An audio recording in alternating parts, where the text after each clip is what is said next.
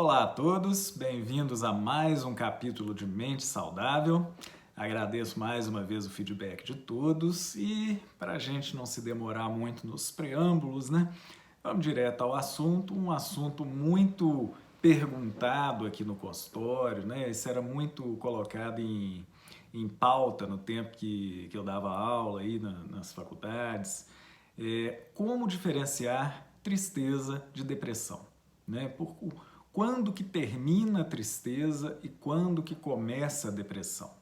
Isso às vezes envolve uma série de sutilezas, né? As pessoas aí que estão de quarentena devem estar olhando muito mais para si mesmas, né? Muito mais para as próprias angústias, para os próprios questionamentos, para os próprios fantasmas e devem estar se perguntando aí, muita gente pode estar se perguntando, pô, será que eu estou deprimido? O que será que está acontecendo comigo? Essa angústia que não passa, esse recolhimento em si mesmo que não passa. Então, quais as ferramentas que a gente pode usar para diferenciar tristeza de depressão?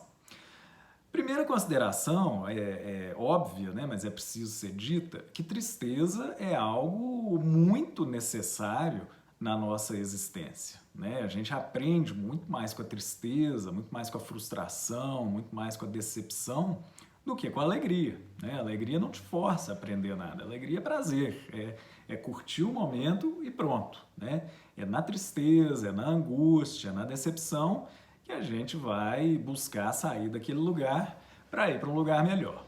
Então, não é estranho, né, que as pessoas numa situação adversa como a que a gente está vivendo, né, vendo um monte de gente adoecendo, vários negócios aí passando por dificuldade financeira, várias famílias pensando se vão ficar desabastecidas, né, uma série de angústias aí que fazem com que nossa cabeça comece a maquinar alguma solução. Até aí tudo ok, tudo normal, nada para a gente se preocupar num sentido de estar com a nossa sanidade mental, com a nossa saúde mental em perigo, né? A tristeza acaba e a depressão começa quando a gente começa a ter uma sensação permanente de vazio, de falta de prazer, de falta de sentido, né?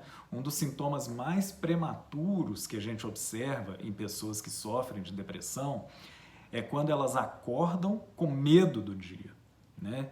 Quando você acorda, você pode ter aquela preguicinha, aquela coisa, mas, sei lá, 5 minutos, 15 minutos, meia hora depois passa e você engrena, né? O dia começa e bola para frente, vamos ver o que tem para fazer e tudo. Quem sofre de depressão começa a sentir uma angústia imensa ao acordar e ver que ela tem que enfrentar mais um dia, né? Isso é um sintoma muito prematuro de que a pessoa talvez precise de uma intervenção de um psiquiatra. Outras características de quadros depressivos, né? A absoluta falta de prazer ou de sentido em qualquer atividade que deveria ser prazerosa, né? Muita gente aí que gosta de cozinha, né? Deve estar cozinhando em casa, inventando prato, inventando molho, essas coisas todas diferentes. O deprimido não vê sentido nenhum nisso, né? Pessoa que gosta de carro, né? Deve estar cuidando do carro, lavando o carro, aspirando, sei lá mais o que e tudo.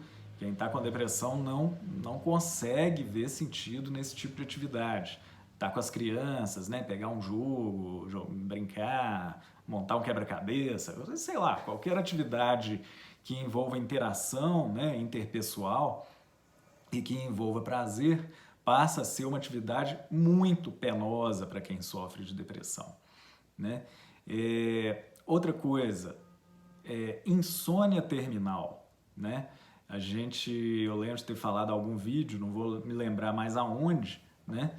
Mas que quem sofre de ansiedade usualmente tem uma insônia inicial, né? A pessoa tem dificuldade em pegar no sono, enquanto que quem sofre de depressão tende a ter uma insônia terminal. A pessoa deita, dorme, acorda e não dorme mais, né? São pequenos sinais, né? Claro que tem muito mais coisa, né? Tem muito mais sutilezas, muito mais subjetividades num quadro depressivo do que dessa maneira didática que eu estou colocando, mas são sinais iniciais de que a pessoa precisa, no mínimo, se preocupar com o que está acontecendo, né? Ela precisa tomar alguma providência, tomar alguma atitude para que esse quadro não se cronifique e ela não entre num ciclo vicioso e autoalimentado, né? Então, o que acontece? O deprimido se sente inadequado.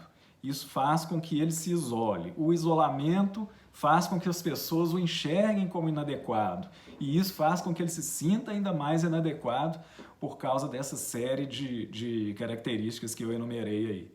Então, romper esse ciclo, né, não deixar que os próprios sintomas depressivos alimentem o seu quadro depressivo, é uma providência rápida que tem que ser tomada quando você observar algumas dessas características. Então, vamos lá.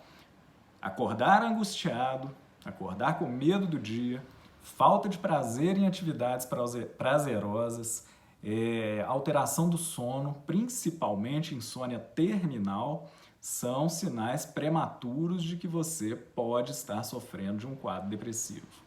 Isolamento social, falta de produtividade, falta de concentração são outros sinais que o nosso psiquismo dá de que alguma coisa não está indo bem. E por que a depressão ocorre, né? Basicamente, do ponto de vista médico, né, do ponto de vista neuroquímico, ocorre uma baixa produção de determinadas substâncias, que a gente chama de monoaminas, né? A serotonina é a principal delas, mas tem lá a noradrenalina e tem a dopamina também, que fazem parte desse processo. E a baixa da produção dessas substâncias leva a uma sensação permanente de tristeza, né?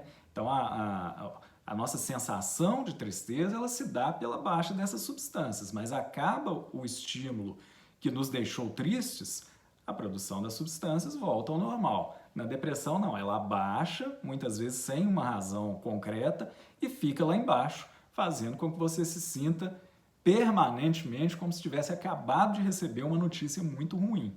Uma perda de emprego, uma morte de alguém, alguma coisa assim. Então, é uma doença, tá? É uma disfunção do organismo. A gente cansa de dizer, né? Já disse isso aí várias vezes. Não é fraqueza, não é falta de caráter, não é falta de Deus, não é nada que não uma disfunção química do nosso organismo que tem que ser tratada. Com medicação, com psicoterapia, com terapias não medicamentosas, não importa. Cada pessoa vai ter uma suscetibilidade a cada tratamento. Quadros mais graves realmente vão precisar ser medicados, mas quadros leves e eventualmente até alguns quadros moderados podem responder bem a terapias que não sejam medicamentosas. Mas se não estiver respondendo, não deixe de procurar um psiquiatra o mais rápido possível para abordar esse problema, para que ele não se cronifique. E nesse período de quarentena, a dica é: não confunda suas angústias, suas tristezas, suas questões mais íntimas com depressão, né? Muitas vezes as pessoas caem na tentação de tomar um antidepressivo para questões delas próprias, né? Que não sejam propriamente depressão. Então, se você está se sentindo angustiado, está se sentindo oprimido, mas não está observando esses sinais todos que eu falei, provavelmente você precisa muito mais de uma boa psicoterapia, de uma boa abordagem de autoconhecimento do que propriamente de uma medicação, né?